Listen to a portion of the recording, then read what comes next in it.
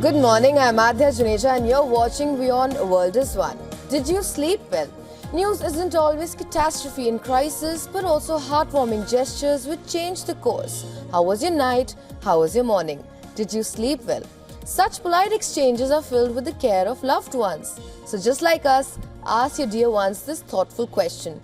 Did you sleep well? They'll feel good about it.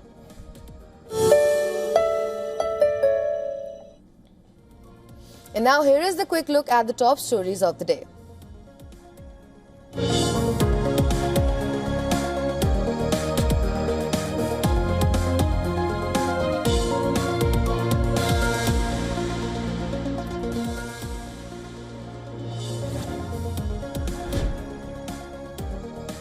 US forces are chasing another oil tanker linked to Venezuela. The active pursuit in the Caribbean Sea reportedly began after Coast Guard tried to intercept the tanker, but the ship did not summit to being boarded and continued sailing.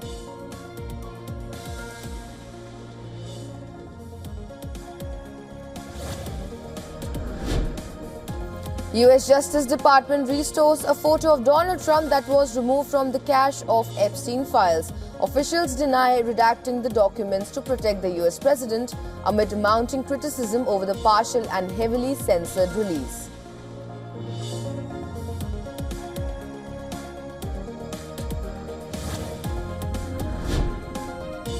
US Special Envoy Steve Witkoff hails productive and constructive talks between American, European and Ukrainian officials, but no apparent breakthrough announced in the efforts to end the war.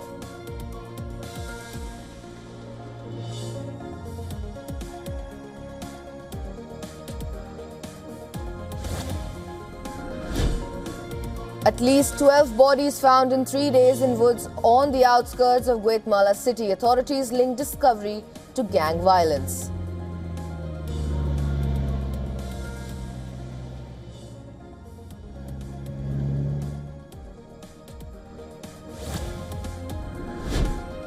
The Bangladesh police say that they do not have any information about the whereabouts of the main accused in the murder of youth leader Sharif Osman Hadi. Now, the police say that there is no specific information about whether the suspect has fled Bangladesh.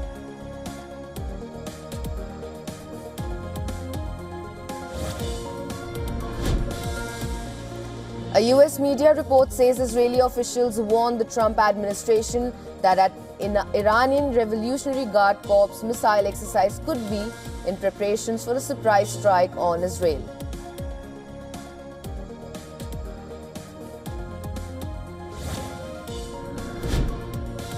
Palestinian Christians attend Mass in Gaza City ahead of Christmas. The Latin Patriarch of Jerusalem leads Mass at Gaza City's Holy Family Parish Church.